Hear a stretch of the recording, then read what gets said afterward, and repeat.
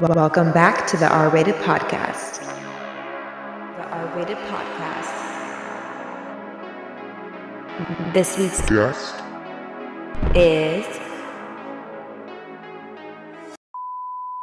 Welcome back to the R-Rated Podcast. Today's guest is Brookell Barber, and we're going to talk about modeling and what it's like working in the modeling industry. So before I pick your brain, I want to know where you're from and what brought you to LA. Okay. If you're not from LA. Okay. So I'm from Dallas. I grew up in Dallas. Oh, okay. Yes, Cool. but I left when I was 14, and then we moved to Orlando, and then after that, we moved to Atlanta, and then Okay. yeah. So I've been everywhere. my family likes to move Traveling. around. Like my entire aunts, uncles, grandma, we all like to move around. I love that. So yeah, and then how I ended up in LA. Yeah. America's Next Top Model actually reached out to me. Shut up! I Yes. love that. Okay, wait. I literally am obsessed with that show. Ever since I was a little girl, I used to watch that show. Back even when I lived in Austria, because I'm from Austria, I was born over there. They had Germany's Next Top Model. Mm-hmm. So like I always had that kind of like show in my like life since like a little girl. So when I like moved here and I started watching all the America's Next Top Model seasons, I was obsessed. Which one did you like hear from, and how did it go? Like, was it something that you've always wanted to do? So it was the America one. Okay. So, oh gosh. Yeah, they called Oh, me. gosh. They called me to, the audition was in California. Okay. So I flew to California to do it. Okay. It was a room probably like the size of a walk-in closet. Like a regular, it was like Okay. so small. Okay. And they had 500 girls in the room. And we were all like Sardine style. yeah, and we were all like lined up like this in like this little circle until Okay. we couldn't fit any more girls in there. Okay. So from that, they called like 5 girls, and I was Okay. one of the 5. And then, Oh my God, what are you feeling in this moment? Because I feel like that's crazy. Like I feel like I would get super intimidated and nervous, like being in a room, like knowing like, okay, this is like a once in a lifetime opportunity, maybe, like, or it's like a make it or break it moment, like, Yeah. and then you get it. Like, how does that feel inside? well, okay, so I've been doing this since I was a little girl. I've been Oh, modeling since I was a okay. little girl. So people ask me all the time, like, "Oh, are you excited for the shoot?" Yeah, I'm like, yeah. "No." Like that, Yeah. like the excitement is gone for me now. Okay. Now with Okay. shoots, now with like anything, it's like Mhm. gone because I've done it so much and so Yeah. often. Yeah. Where it's like, it's almost like it's like a job, but not a job, and it's just. Does it feel like a job when you're doing it, or does it feel like, you know, like this is your passion, like it's fun, like it's like, or is it just a part of you now? Like, how does it feel? It's a part of me now. I Yeah. would say it used to be fun, and Mhm. we'll get into that. Like it used to Yes. be fun, but Yeah. now it's just like I just get there and do what I'm hired to do at this Okay. point. Okay. But yeah, so they picked me, and I was like, oh, okay, great. Mhm. But then they narrowed it down to like Yeah. 3 girls, Oh, and the shit. reasoning was that they didn't pick me. I look too much like a model. Oh. What So made you do? that's when I realized. yes, That's when I you're realized. beautiful. I'm like, wait a minute. Yeah. You guys aren't picking girls that are models. This is called America's Next Top Model. Yeah. So they basically wanted girls that they can transform into models. So like ugly ducklings, and then they and then it's like, transform. oh, she didn't know she was beautiful, but we made her beautiful. Okay. So what's going So on? and I was a little reluctant to actually auditioning for them Yeah. because I've seen previous seasons where Yeah. they just shave girls' hair, Yes. and I'm like, oh, do I really want to do that? always made me so nervous. I was like, I don't know if I think that's where I would like hit my breaking point in the show, because I feel like I would cry. I'd be like, not the Oh no, hair. and it always seems like they always pick the girls with the long hair. Yes, they do. They never pick girls with They're hair like, right oh, here. Let's see how you'll react, and it's like, well, of course she's gonna cry. Like she doesn't know like any like her whole life has been with like long beautiful hair, and then you're just like deciding to like chop it off to, like what to see like her like worst nightmare. And hair is like, let's be real, hair is everything. Hair is everything. You book a You shoot, can't- they yeah. add hair to your hair. Right. So it's like, why would you shave a Right. girl's hair Mhm. knowing that's her like crown and glory, and you're gonna shave her head? Right. So that's why I was like, do I really want to do this? Because Right. if they shave my head and they Would send me you home, would and- you have done it? no, Honestly. honestly, I probably Yeah. would have been one of the girls that's like, okay, just send me home. Yeah. I've made I it. honestly thought about it too. I was like, I don't think I would have done it. 'Cause, Yeah. like, well, also, like modeling was never like my like calling, so I think it was easier for me to be like, I wouldn't do it. You know what I mean? But it would be maybe different for someone who's like, this is my opportunity. Like, I'll do anything. Like, you would, right. you know, do it because you think like that opportunity might go away, and like you're with like high people, and it's kind of messed up now that I think about it, because it's like people who are high up in the modeling industry and they're kind of just like belittling you and like making you jump through hoops and like go through things that like, you know what I mean? It just kind of seems fucked up now that I think of it. And you know what? To be honest, like hair that like has been shaved off, it takes longer to grow. Like look at Britney Spears. Look how long it took her hair to grow back. It took forever. Yes. So I'm gonna be bald like for a long time. Yeah.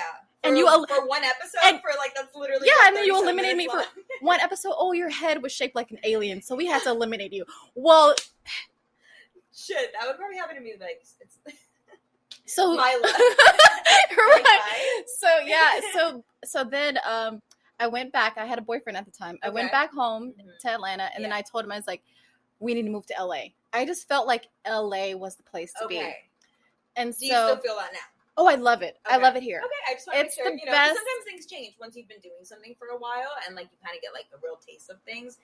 Maybe your perspective and like, you know, feelings change about the situation, but I'm glad that you still love LA. I love it here. I love everything about it. And even if I like stop modeling, I would still live in LA. Okay, cool. I love it here. That. I love to hear that. So that's how I ended up here. Yeah, okay. So, I was like, all right, so now you're in LA. And what are you thinking? Like, are you like, I'm going to go to auditions, and like what were your goals, I guess, in that time? Okay, so I got here and remind you, I didn't have an Instagram at the time. Okay. So, because I was like, you were not into it, or like? I'm just like really like to myself. I don't like to share things. I don't like to do that stuff. And I hate posting. I hate it. Which is funny. I hate it because I'm a model, and it's like I have to post because that's how you book work nowadays. Right. But it's like I hate posting, so I would never get an Instagram because I'm like I don't want to constantly keep up with this. Yeah, I get it. And let me. I also hate texting, hate calls. Like I have 900 something texts right now on my phone. So are you like a in person type of girl? Exactly. Like, okay. I like exactly. That. All right. So we don't see that often anymore. So that's I love to hear it. I love it. So, I moved here. When we moved here, it took me a year to get my first job. Really? After moving here. Did you feel discouraged in that year? Like, what, like, did you feel like, is it, like, what am I doing wrong? Or was it just bad timing? Like, what was going on in that year? I did feel like, I'm like, what is going on? Is it me? Is it, like, what is this? Because I know I have the look, so why am I not booking jobs? But then I realized no one knows me. You know, no one. It is about who you know and connections. Like that's what I'm learning too in the film industry. I'm just like, So I made an Instagram. This one company reached out to me to shoot. I didn't get paid hardly anything. Probably like $250, if that. And I was there. It was a campaign shoot. Okay. So I was there all day. Okay. And then after she posted the pictures, then everybody started reaching out to me. Okay, let's talk about a campaign shoot for people who don't know. Like, what exactly is that? Like, what are you, like, obligated or required to do? Okay, so for most brands, they have product shoots, which are e-com. Okay. So e-com is basically when you go to a website and then you, like, looking at a shirt, and you see front, back, side to side. Right. So that's e-com. Okay. So pretty much every company shoots e-com for every single item that they have on the site. Oh, okay. Now, for campaigns, when you go to the website and then you see the big picture, which is called the banner, that's for the campaign. Oh, okay. Yeah, so typically with campaigns, you get more money for campaigns because you're there all day, longer hours. And then for e-com, it's like a little bit less. Okay. Like couple hundred less, or like so is it like kind of like typically you can book a campaign for 26 and above, 2,600 and above. Okay. And then for e-com, it'll be 1,800. Okay. Maybe 1,600 lowest. Okay. Yeah. Good to know. But that's with an agency. Okay. That's with an agency. Were you signed to an agency when you moved out here? No. Okay. I didn't sign one because, well, for one, it was hard. For some reason, it was hard for me to get an agency because I'm 5'7". Okay. So is that like? I was like, what does that mean? What does that mean? So to most agencies, they want you to be 5'8", the minimum 5'8" and taller. 5'8" and 5'8" and taller. Yeah, I feel like okay. But okay, that was when I first moved to LA. So that was like what 7 years ago, right? Okay. So it was 5'8" and taller. Everybody I would send my pictures to, they would say, "Oh my God, you're beautiful. I want to see you. Can you come into the office?" Yeah. And then, but I would leave out my height. And so then they email me back. They're like, "Okay, what's your stats? Like your height, your hair color, your eye color." So then I would send them that, and then like, "Oh, I'm sorry, we're not looking for girls at this time." But you because literally of an inch. Oh but you God. Literally just told me you're beautiful that you wanted me to come in. Mm-hmm. Now that I sent you my height, which is so, it's like I've honestly never. Wow, I've never even. Well, yeah, I was gonna say I've never heard of that because I've never like experienced that personally, like being rejected for like a job because of your height. I mean, usually like for me, it's like something totally different, right? And for other people, it's totally different things that they might get rejected from. But like yours is height, like that's so crazy because you can't even control that. Like, but you can like add height by wearing heels. They don't care. It's kind of messed up that they don't even give you that chance. No, they didn't care. This was 7 years ago. Nowadays, it's not about height as much. It's about Instagram followers and Instagram verification. Really? Oh shit! I was gonna say, they're more inclusive, like body size, like height. Like I was like, it's a new era. Oh yeah, no, you're like, no, it's because of Instagram. Oh yeah, no. So because Instagram has become this thing now where everyone has one, and it's they literally will book clients will book a model based on their following. I've had it before where I've been on set and then they booked me and I didn't have an agency at the time. Okay. And then they booked a girl that was signed with an agency. Yeah. And the girl that signed with the agency will come to set and she'll say, "Oh, what do I do?"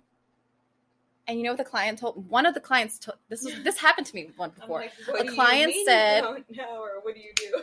A client told the girl, she was an agency signed model. They told her, "Oh, just do everything that Brookell does."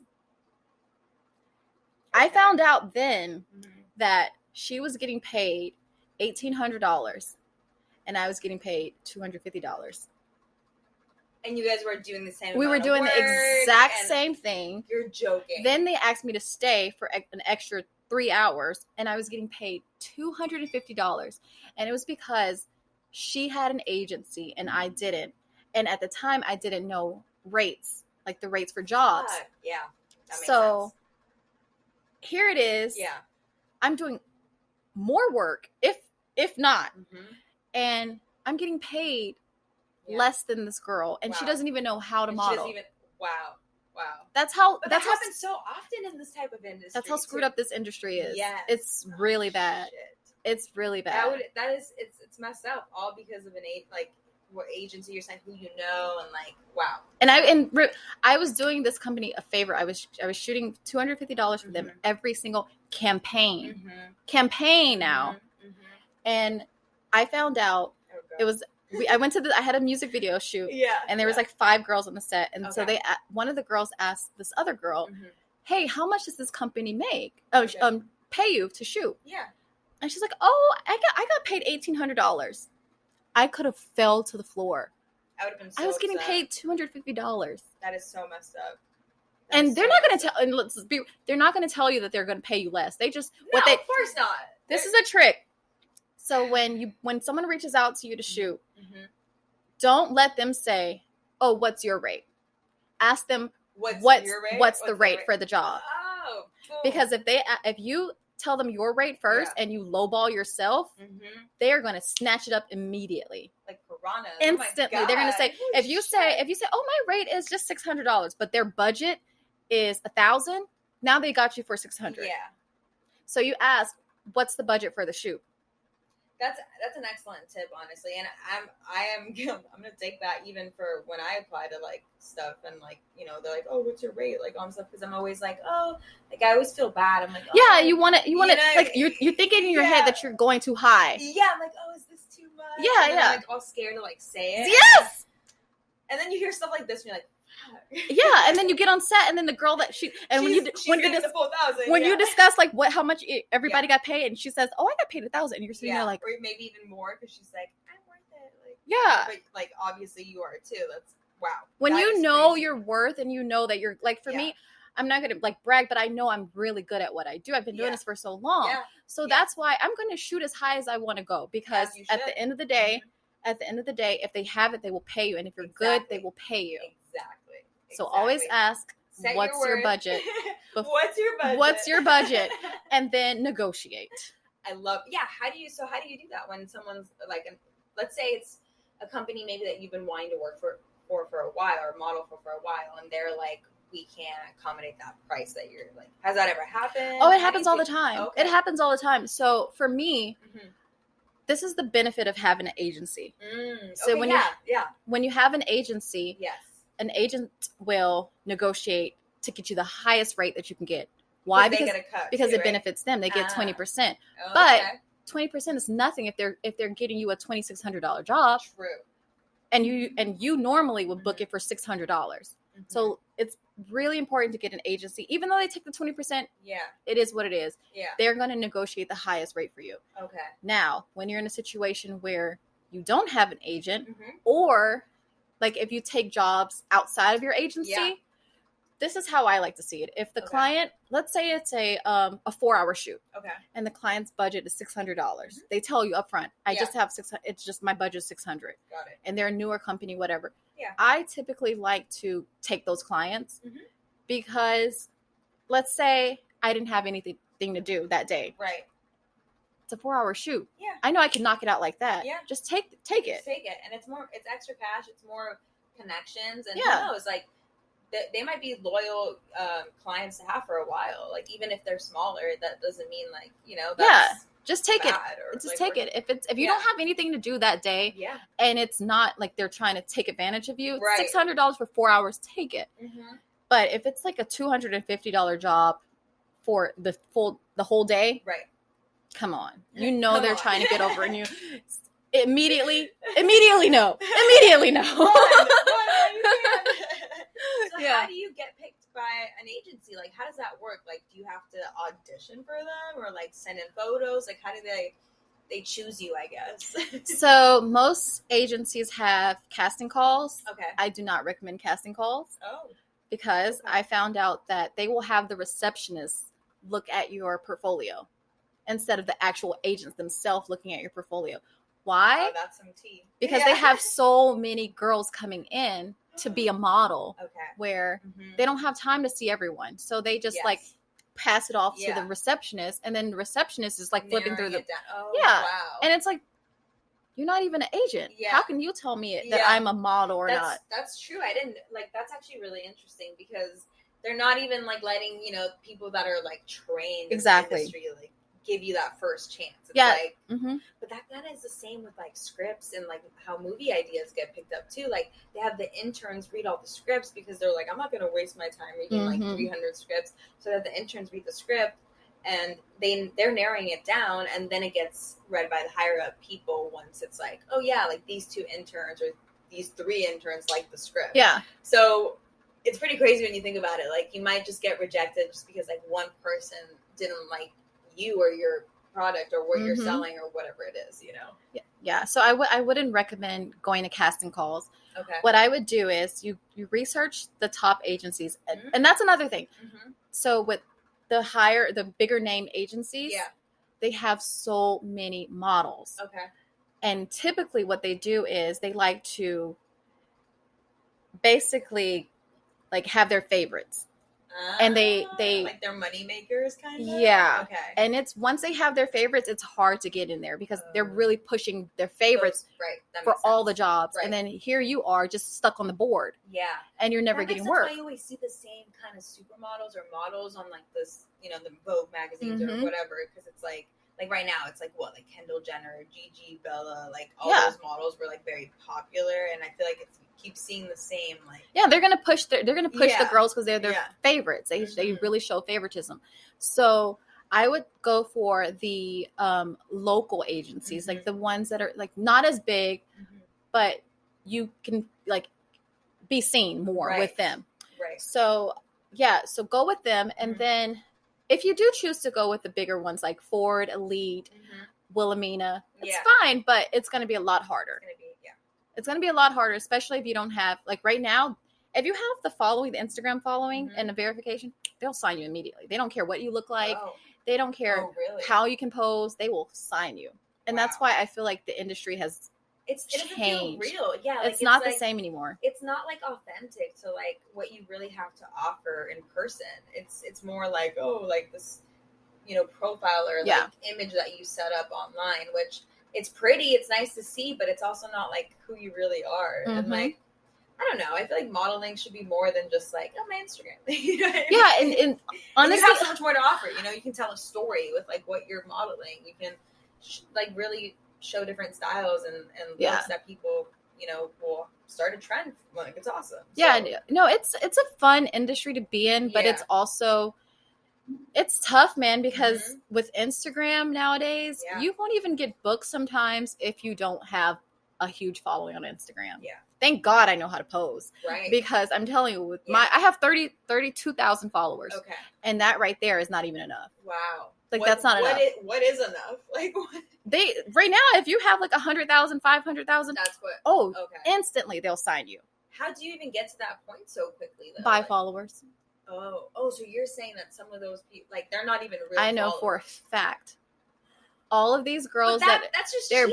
Even the celebrities are buying followers. Everybody's buying followers now, but I can't afford to buy followers and have my page deactivated because I'll maybe be that one that like buy the followers and then all of a sudden we caught you. So like I'm not messing with that. I need my little page. Okay, so I was thinking like these are like organic, like real followers that they're making. And I'm like, okay, like they're really putting in the work to do that. Like, how are they doing that? But if it's fake, that just feels fucked up because you're just like cheating in this like stupid race that like. How do you think I feel? Why are we even having this race? How do you think I feel? It's like I see these girls and they get like they'll book me and they book this other girl and then I'm like, she doesn't even know how to pose. Yeah. And then I look at her Instagram, I'm like, no wonder why you booked her. Do you feel like, especially in LA, because it is a very like glamour, like it's known for like the glamour, the like Hollywood, every like stars where dreams are like made to come true, whatever.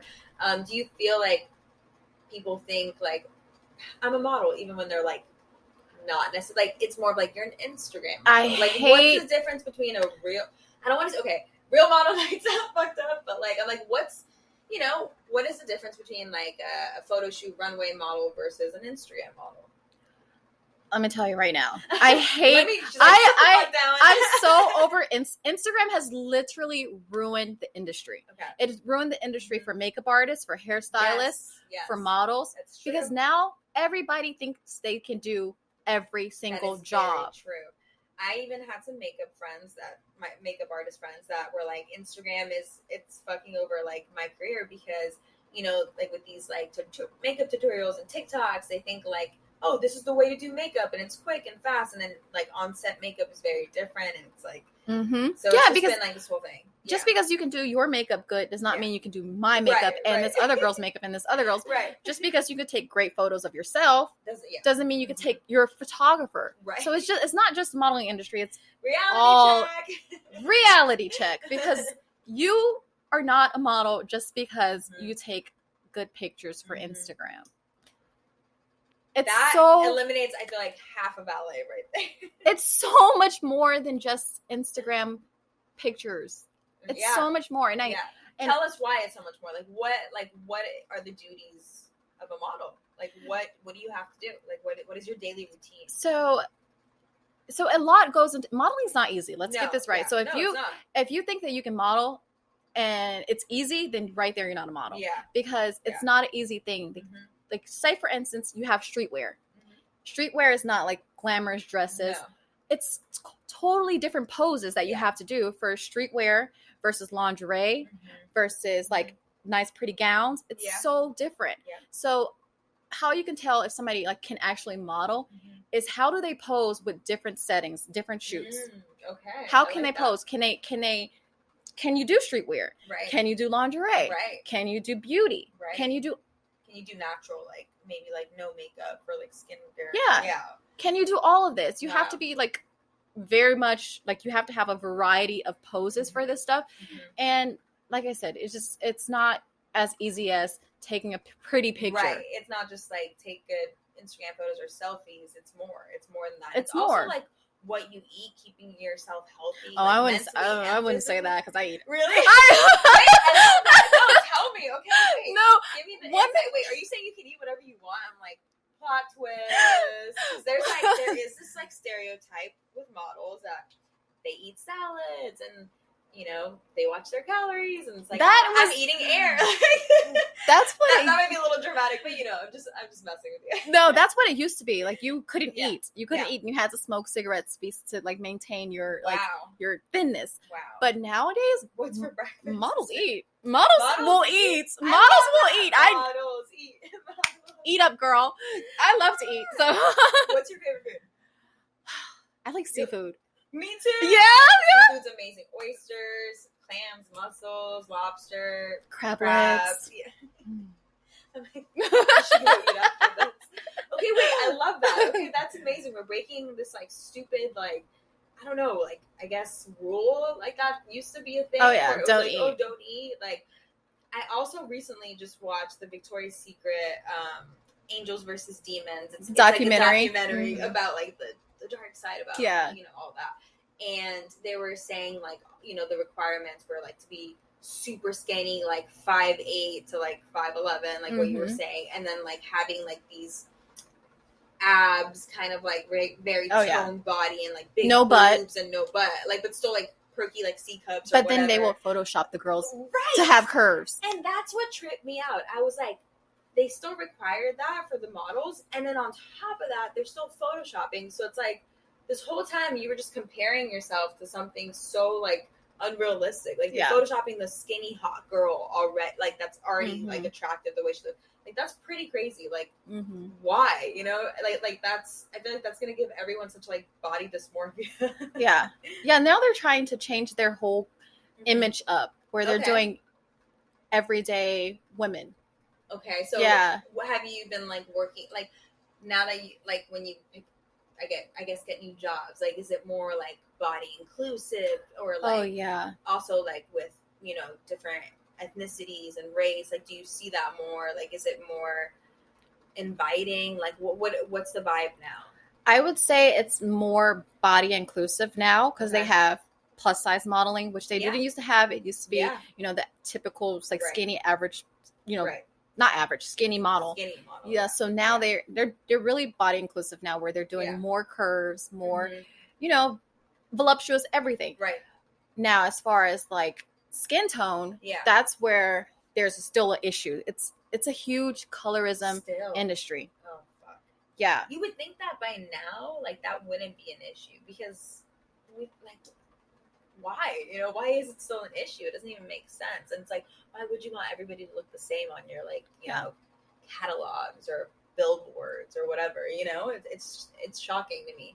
Yeah. How often do you deal with that like kind of stuff? Oh, every day. Oh, really? Every day. Like they will literally, if you look at most campaigns or go into websites, like these fashion websites that we order dresses and clothes from, you will see more lighter skin girls than you will darker skin girls. Yeah. And I'm not talking about like super, super dark skin. Yeah. I'm talking about my skin tone or like a little bit lighter than my skin tone. It's rare that you will see my skin tone and they'll have one or two and then everybody else is light skin. Wow.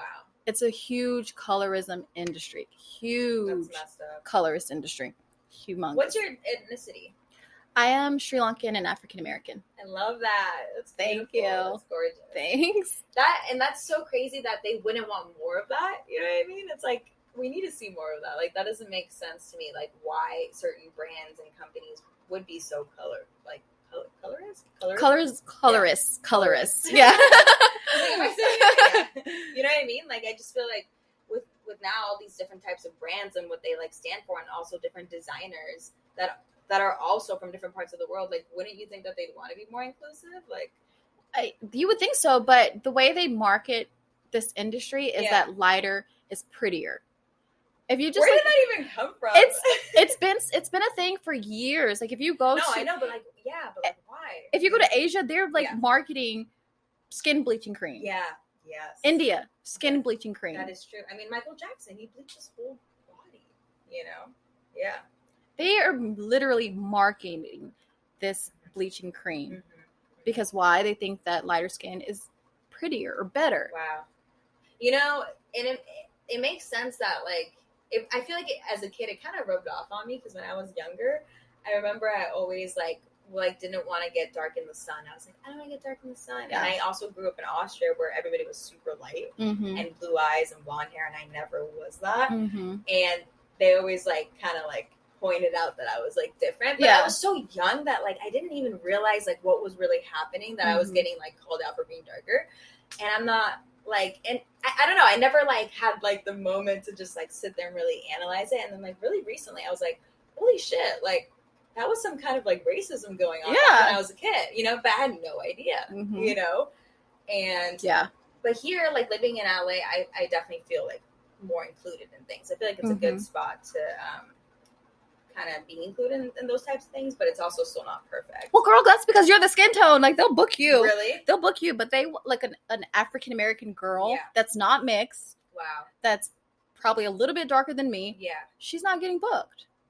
And so, my goal is to, make it as big as I can so I can have my own agency. And because there's so many beautiful Black models. Of course. Yeah. And they don't get seen as much because that is fucked up. Their skin tone. Their color. Yeah.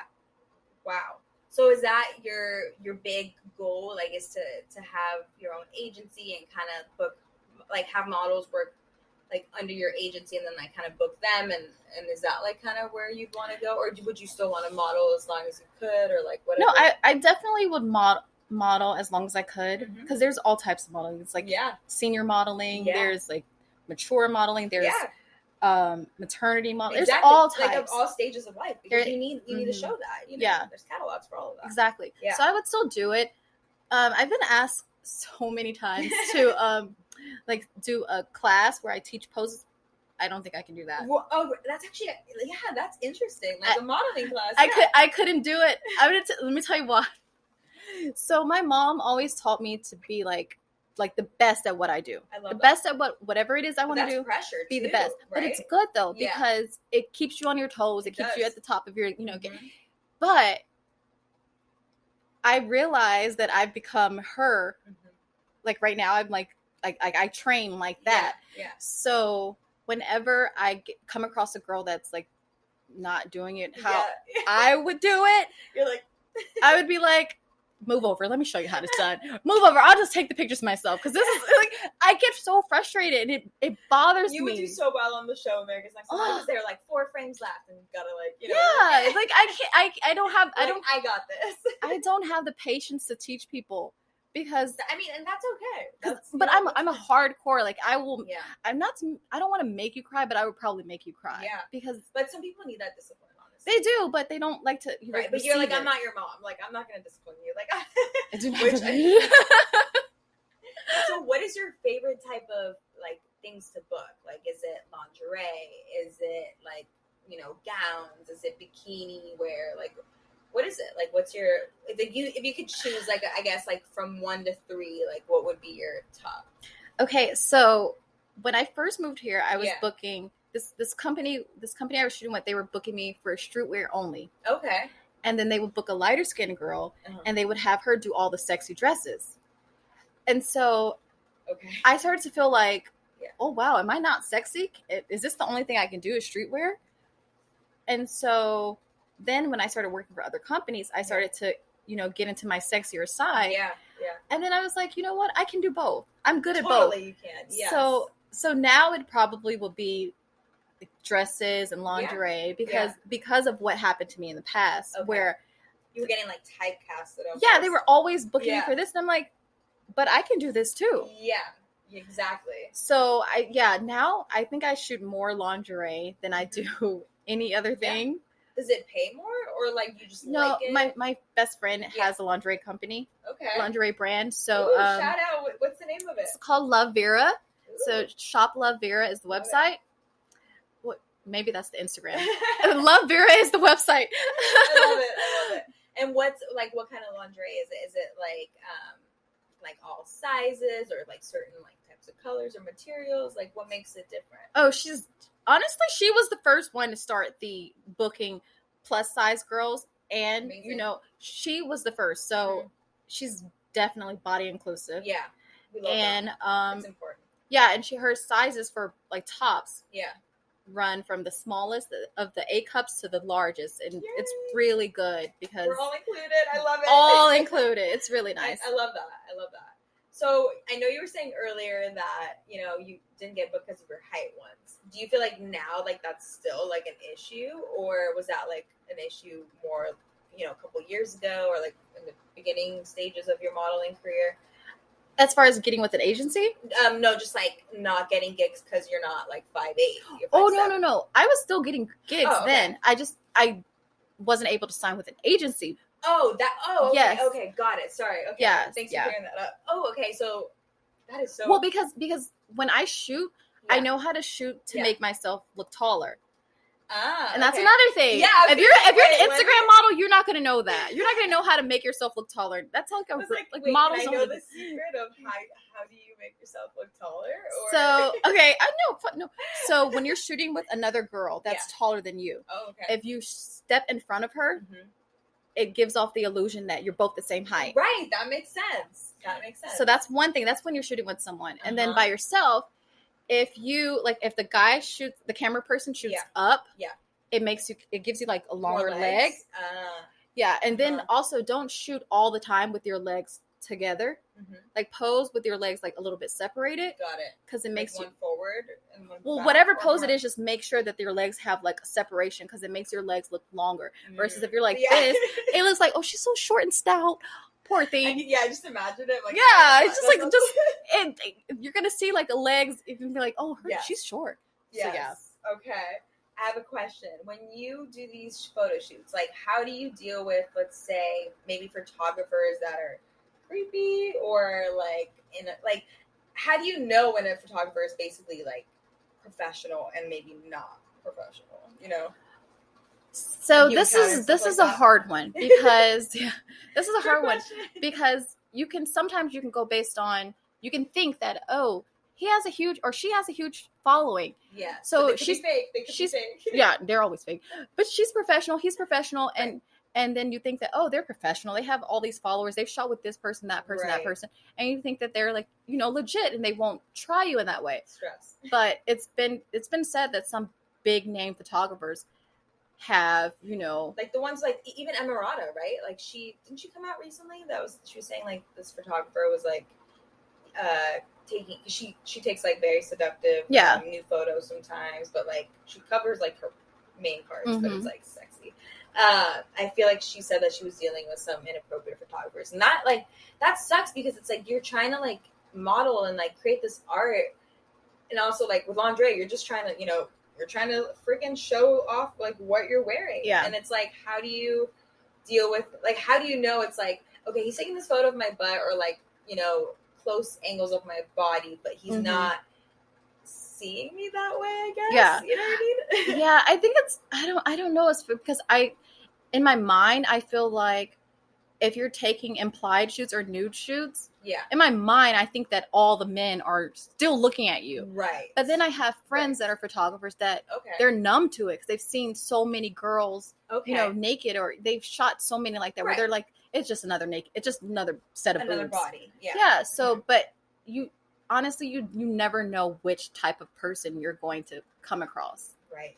Because I've had a friend once, and we were friends. He's a photographer. We were friends. Oh God, I feel like that makes it so much worse. Yeah. Like, you feel like you can trust someone, and then it's just like backstab. And we were shooting together, and then I had like a strapless bra on, and I was doing a shot from like the back like this. Yeah. And then all of a sudden, I feel somebody do that, and my bra comes off.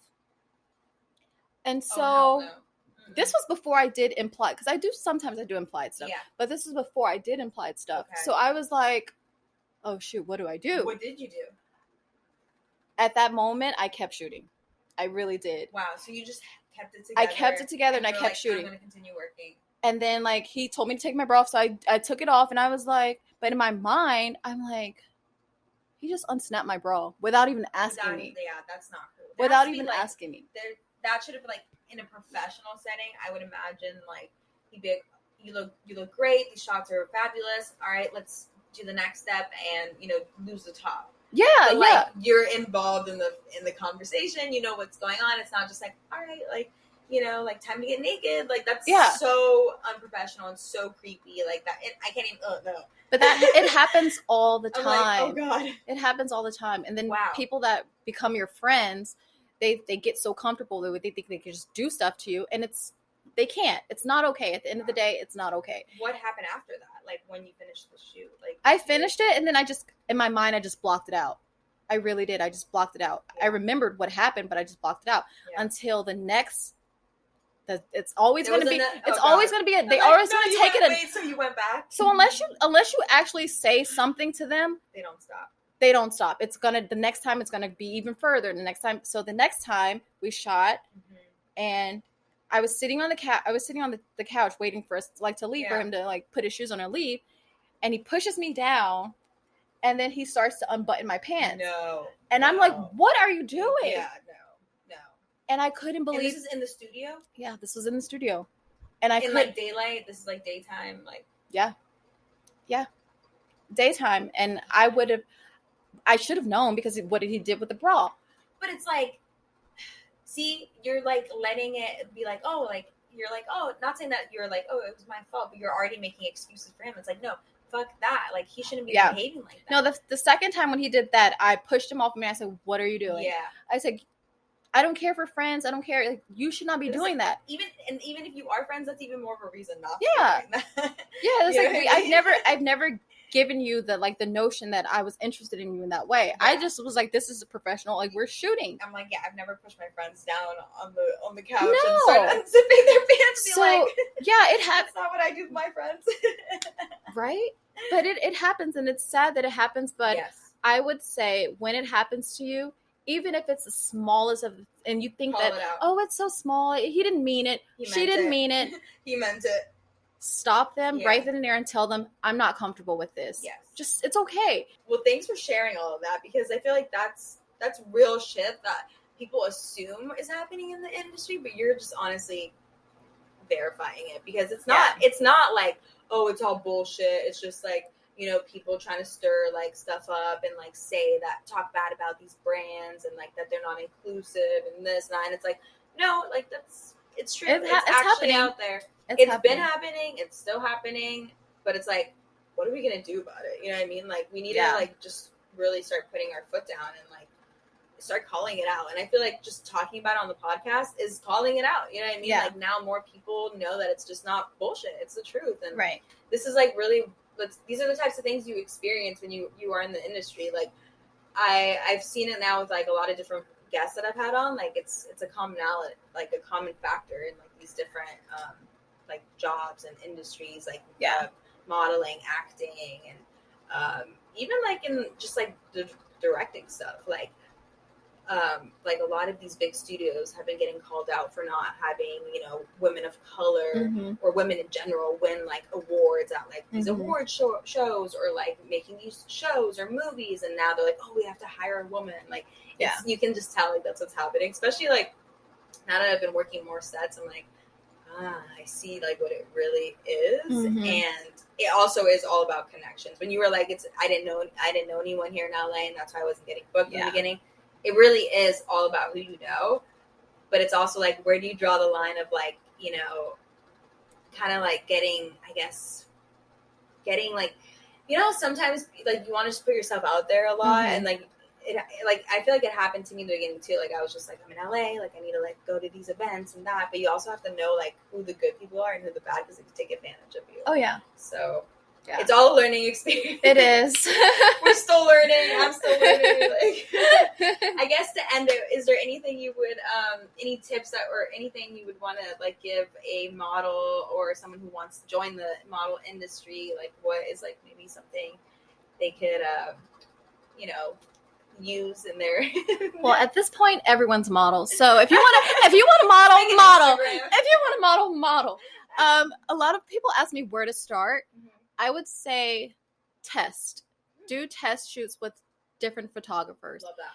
And sometimes, you know, for the bigger photographers, they're going to tell you to pay them if they don't, because they've already tested with so many girls, Right. and they don't want to test anymore because it's like they've already done what they've wanted to do. Right. So you may have to pay them, Mm-hmm. and if this is something you're serious about, pay them, because the images will be worth it versus like taking a Polaroid of yourself or having your friend take pictures of you on their cell phone. That makes sense. No, build your portfolio, take legit quality pictures.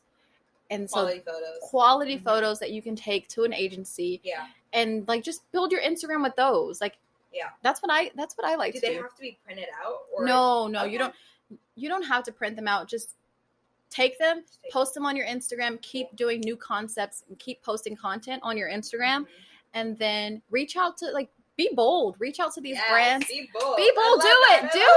Get out there. DM these brands and say, hey, I'm a model. If you're ever looking for models, here I am. Do it. It's okay. Slide into the DMs. Well, thank you so much for coming on the podcast. Thank you for having me. So much fun, and I hope you can come back and give us more insight in the future. Yeah. But make sure to give Brookell a follow on Instagram and keep up. All right, guys. See you Bye. next week. Bye.